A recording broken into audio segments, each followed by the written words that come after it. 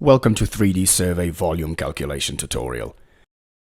This time we're going to show you how to elegantly measure volume differences between two consecutive measurements. Here's the first one.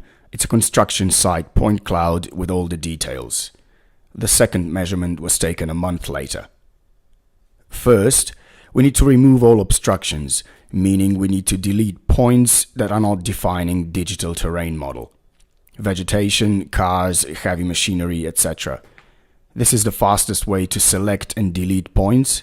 Simply repeat the procedure until you're done with all of them. If you need to deselect any terrain points, use deselect function. It takes no more than a few minutes to sort out each point cloud this way. These are now filtered terrain point clouds. To calculate the volume difference between the two, we first need to calculate DSM for both point clouds. So let's turn them on.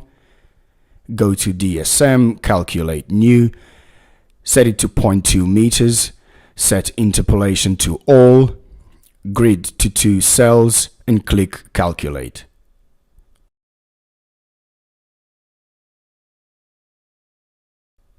Two watertight surfaces are created.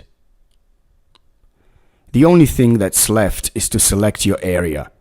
Left mouse click to start, right to finish. First measurement is colored red, second is colored yellow. Have a closer look at what is selected and click calculate volume.